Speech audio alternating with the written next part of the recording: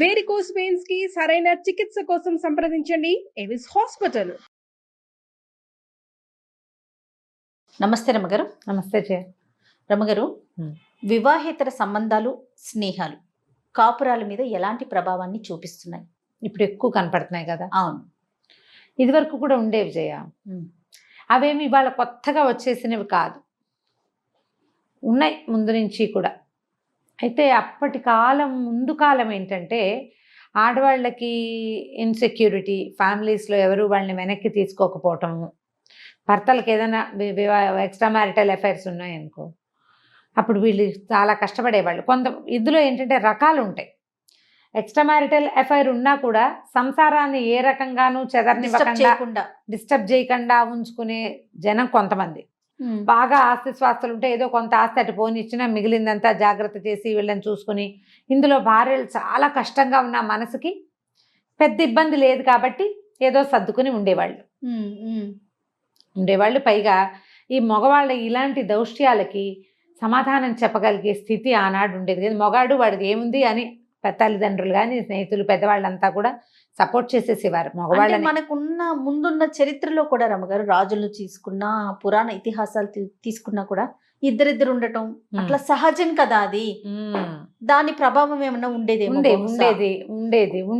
అట్లా కూడా ఆడవాళ్ళు కొంచెం తొందరగా పెద్దవాళ్ళు అయిపోతారు, మగవాళ్ళకి ఇంకా యవ్వనం ఎక్కువ కాలం ఉంటుంది. ఏవో రకరకాల వచ్చినాకే కదండి ఒకే భార్య అనే సిద్ధాంతం బాగా నాటుకుపోయింది. ఒకే భార్య. అబ్బే, రాముల వారి తరంలో దాంట్లో మాత్రం ఎక్కడో ఉంటాం జయ. మనం ఇలాంటి భావాల్లో ఉంటుంటాం. ఒకే భార్య ఉన్న రాముల వారి తండ్రికి ఎంతమంది భార్యలు ఉన్నారు? 3 భార్యలు ఉన్నారు. ఆయన పెట్టుకున్నాడు సిద్ధాంతం. అదే నేను ఆయన పెట్టుకున్న దగ్గర నుంచి పెట్టుకున్న తర్వాత ఇప్పుడు ఆ తర్వాత వచ్చిన మహాభారతంలో అందరు బోళ్ళంత మంది భార్యలు లేరా? కృష్ణుడికి లేరా? ధర్మరాజుకి లేరా? భీముడికి లేరా భార్యలు? అంటే ఆయన వ్యక్తిగతంగా పెట్టుకున్న సిద్ధాంతమే అనుకోవాలి మనం. అది ఆయన తన సిద్ధాంతం ఏకపత్ని వ్రతుడుగా ఉంటానని పెట్టుకున్నాడు ఆయన. అయితే ఆయన్ని ఎవరైతే నమ్ముతారో వారు దాన్ని ఫాలో అయ్యేవారు. అయితే అవుతారు, లేకపోతే లేదు జయ. అంతే, అసలు అదేమి రూల్ కాదు. ఏకపత్ని వ్రతులుగానే ఉన్నారని చరిత్రలో చెప్పగలిగిన వాళ్ళు తక్కువే ఉన్నారు. ఏకపత్ని వ్రతుడు అనగానే ఠకీమని మనకు గుర్తొచ్చేది ఎవరు? రాములు వారు. అంతే. అసలు ఆయన ఇందులోకి రాకూడదు మనం. ఆ పాయింట్ అసలు ఇక్కడ లేనే లేదు. అది వేరే సంగతి, జనాల ఉద్దేశాలు, అభిప్రాయాలు. అయితే క్రమంగా ఎక్స్ట్రా మ్యారిటల్ అఫైర్ పెట్టుకుని ఆమె కోసం వెళ్ళిపోయి ఈ సంసారాన్ని వదిలిపెట్టేసేవాళ్ళు. ఇక్కడ భార్యని అసలు చూడకుండా, డబ్బులు ఇవ్వకుండా, ఇంట్లో ఏమీ చూడకుండా, పిల్లల జీవితాలు పాడు చేసేసి వాళ్ళకి చదువుకోవడానికి చేయకుండా ఆస్తంతా అక్కడ ఎవరికో దోచిపెట్టేసి అలా చేసేటప్పుడు అప్పుడు వీళ్ళకి తల్లులకి, ఆడవాళ్ళకి పుట్టింట్లో సపోర్ట్ దొరికిందా, లభిస్తే అవకాశం ఉంటే ఆ పిల్లల్ని ఎట్లా కొట్లా ఆవిడ బతికించుకునేది. తర్వాత కాలంలో ఆడవాళ్ళకు కూడా ఉద్యోగాలు, చదువులు వచ్చాక కూడా మగవాళ్ళ ఇలాంటి దౌష్ట్యాలని సమాజం కోసం, ఒంటరిగా ఉంటే తనకి ఇలాంటివేవో దిక్కుమాలిన పరిస్థితులు వస్తాయన్న భయంతో, సెక్యూరిటీ కోసం తండ్రిని వదిలిపెట్టేసింది అంటే పిల్లలకి పెళ్ళిళ్ళు కావన్న భయాలతోటి సర్దు కూరుకునేవాళ్ళు.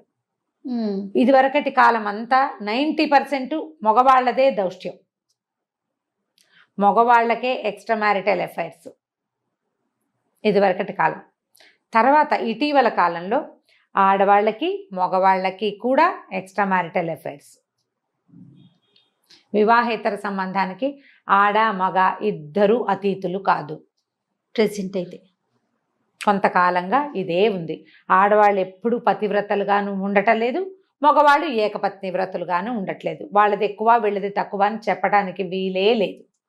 మనం నిన్నటికి నిన్న పెళ్లి ఇష్టం లేక ఆ పిల్లెవరో ఒక కుర్రాడి పేక్ కోసేసిన కేసు చూసాం. అంతకుముందు కాలంలో మనం ఏం చేసాము, మనం చూసిన కేసులు ప్రేమించట్లేదని అమ్మాయి కొబ్బరి బండాలు నరికే కత్తితో నరికేసిన ఒక దుర్మార్గుడిని చూసాం.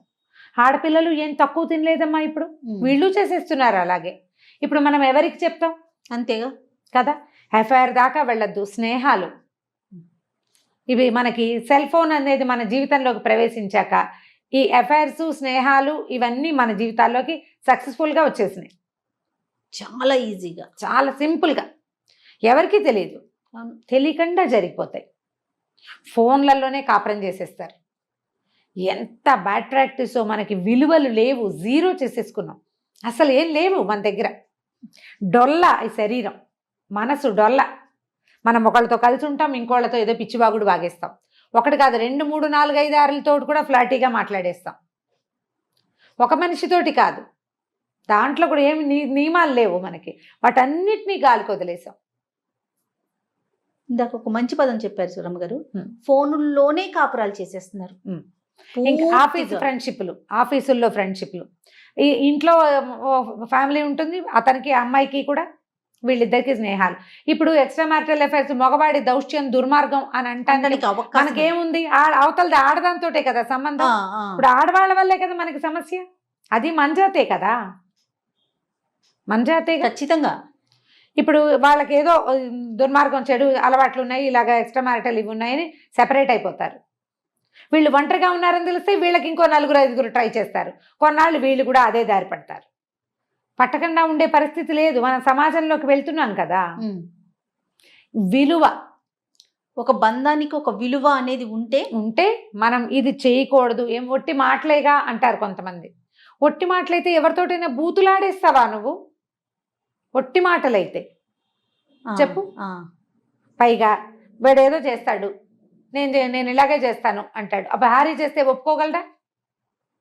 మీ ఇద్దరు చెరొకళ్ళతోటి ఎవరో ఒకళ్ళతోటి ఏమిటేమిటో చేసేస్తుంటే మీ మధ్యలో ఉన్న మీ అమ్మా నాన్న, వాళ్ళమ్మా నాన్న, మీ ఇద్దరికి కలిపి పుట్టిన పిల్లలు, మీ సొంత సమాజం ఏమవ్వాలి? తిలోదకాలు ఇచ్చేసాం మనం విలువలకి, అంతే. మొన్న ఒక కథ చదివాను జయ, శివల పద్మ గారు. శివల పద్మ చిన్న చిన్న కథలు చాలా బాగుంటాయి, మంచి కథలు రాస్తారు, గుణపాఠం అని. ఒక భార్యాభర్త కథ రాస్తారు, బ్రీఫ్గా 2 వాక్యాలు. ఇప్పుడు ఆవిడ పేరు చెప్పడం ఈ కరెక్ట్గా దీనికి సిచ్యువేషన్కి యాప్ట్గా ఉన్న కథ అది, అందుకనే చెప్తున్నాను. ఓ అమ్మాయి, సుప్రీతి లాంటి పేరేదో, అమ్మాయి భర్త స్నేహం బాగానే ఉంటారు, మొదట పెళ్ళై 5-6 సంవత్సరాలు అయింది. ఆఫీస్లో ఇంకొక అమ్మాయితోటి ఫ్రెండ్షిప్, అతనికి ఫిజికల్ రిలేషనే. నేను మొదలుపెట్టను, ఏం చేసుకుంటావో చేసుకో, అందరూ ఉండట్లా, అందరు ఆడాళ్ళలాగా పడి ఉండమంటాడు అమ్మాయిని. అమ్మాయికి పడి ఉండటం ఇష్టం లేదు. అత్తగారు ఏదో చీర కొనుక్కోవడానికి డబ్బులు ఇస్తే మీరు ఇప్పుడు 2 సార్లు ఇద్దరికి ఇవ్వాలి, నాతో పాటు మీ కొడుకు ఉంచుకున్న అమ్మాయి కూడా ఉంది, ఆవిడ కూడా ఇవ్వాలి కదా అంటుంది. ఓ తల్లికి ఆకలేస్తుంది, ఏమిటంటే అదన్నీ పిచ్చివాగుడు వాగుతుంది అంటాడు.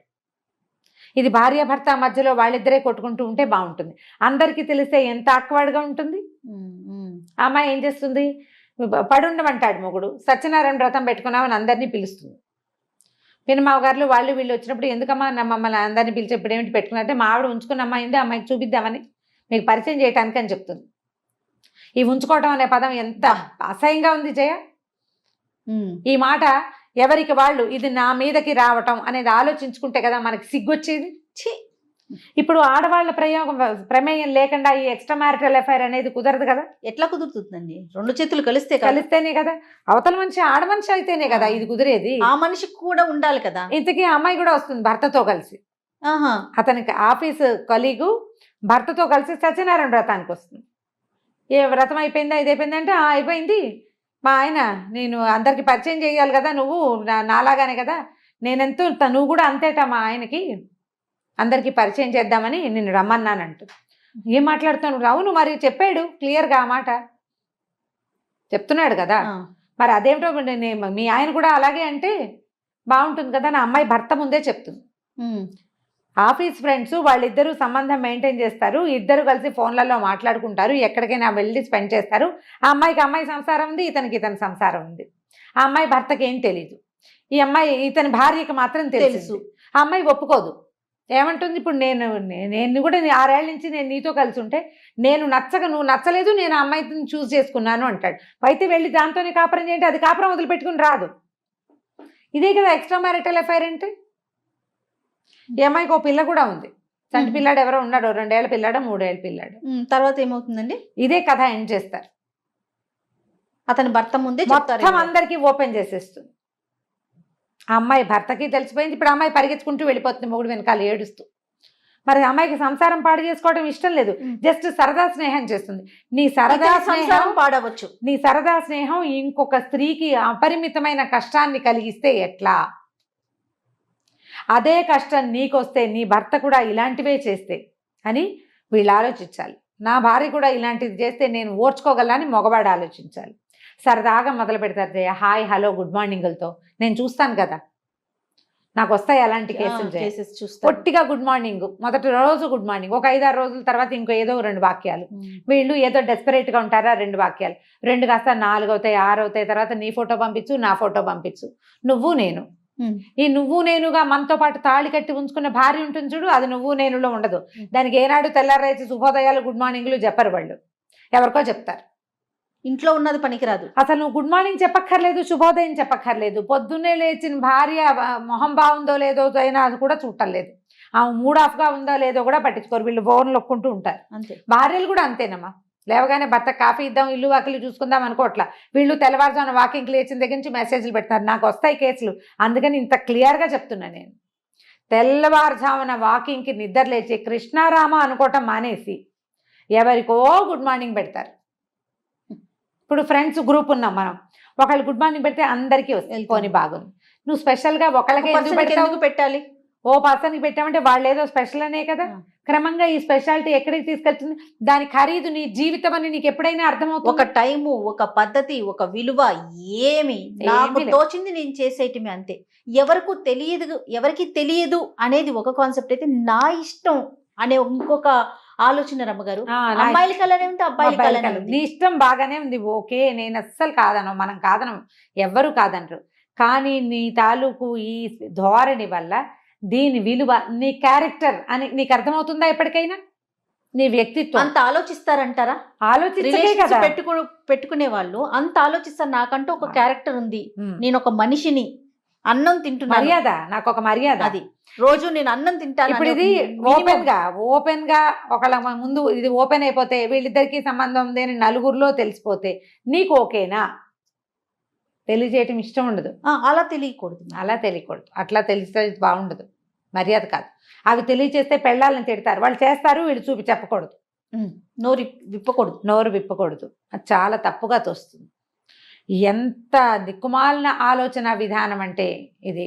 మనకు ఒక క్యారెక్టరు, దానికి ఒక విలువ, మన జీవితానికి ఒక మర్యాద, మనతో ఉన్న ఫ్యామిలీకి ఒక మర్యాద, మన పెళ్ళానికి ఒక విలువ, లేదా మన భర్తకు ఒక విలువ. నీకు ఇష్టం లేదు పెళ్ళి, నువ్వు ముందే ఎందుకు చేయవు? పోనీ వీడి నచ్చలేదు, ఏదో కుదరలేదు, ఎవరితోటో ఫ్రెండ్షిప్, వాడు నచ్చకపోతే ఇంకోటి, అది నచ్చకపోతే. జంతువులమా మనం? జంతువులం కాదుగా. ఎందుకు చక్కగా వేషభూషాలు అన్నీ మనకి జంతువుల్లాగా అడవిలోకి వెళ్ళిపోతే హాయిగా వస్త్రాలు ఉండవు, ఫ్యాషన్ ఉండదు, ఎలా పడితే అలా ఉండొచ్చు. నీకు అవి ఎలా విశృంఖలంగా చేస్తాయో ఆ విశృంఖలతని మన దైనందిన జీవితంలో విత్ సెల్ ఫోన్ చేసేస్తున్నాం మనం. ఆలోచించండి, ఎక్కడికి పరిగెడుతున్నాం? మనం ఎంత సంపాదించినా, ఎంత పేరు తెచ్చుకున్నా, ఎంత బ్రైట్ ఫ్యూచర్ ఉన్నా, దాంతోపాటు క్యారెక్టరు, విలువ, వ్యక్తిత్వము, విలువ అనేవి 2 పెద్ద పాయింట్లు ఉంటాయి. ఆ 2 ఉంచుకోండి. జస్ట్ అవకాశం దొరకగానే, ఎవ్వరూ చూడలేదనగానే మనలో ఉన్న మృగాన్ని బయటికి తేకూడదు. మృగాన్ని తల పగలగొట్టి లోపల ఉంచుకోవాలి. ప్రతి వాళ్ళకి ఉంటాయి. ప్రతి మనిషిలోనూ ఒక చిన్న పిల్ల ఉన్నట్టే ఒక మృగం కూడా ఉంటుంది. దాన్ని తల మీద కొట్టాలి, ఎప్పటికప్పుడు అది స్పృహ తప్పి లోపల ఉండాలి, దాన్ని బయటికి రానివ్వకూడదు. ఈ మృగాల్ని బయటికి తెస్తే మీరు మనుషులుగా మిగలరు, సమాజం పాడైపోతుంది. ఇప్పటికే మనం పాడైపోయే దిశగా అడుగులు వేస్తున్నాం. మనం ఎవ్వరికీ చెప్పక్కర్లా, మనలో మనం మార్చుకుందాం. ఇప్పటిదాకా ఏం చేసామో చేసాం, కనీసం ఇప్పుడు కట్ చేసుకుందాము. ఇప్పుడు ఈ పిచ్చిగా పెరిగిపోయే రెక్కల్ని కత్తిరిచ్చేసేయాలి. కరెక్ట్గా ఎగరడానికి సరిపడానే రెక్కలు ఉండాలి జయ. అవునండి. దేనికైనా దాన్ని మించి పెరగకూడదు, అది ఎక్కడో చోట చిక్కుకుపోతుంది. ఈ అక్కర్లేని బంధాలలో చిక్కద్దు, చిక్కకుండా ఉండాలని ప్రయత్నం చేయండి. ఉన్న బంధాన్ని శాశ్వతంగా కొనసాగించాలి. దానికి విలువ ఇవ్వండి, మీకు విలువ ఇచ్చుకోండి ముందు. రైట్, అప్పుడు ఇంకా ఏ సమస్యలు ఉండవు. నమస్తే రమ్మగారు. నమస్తే.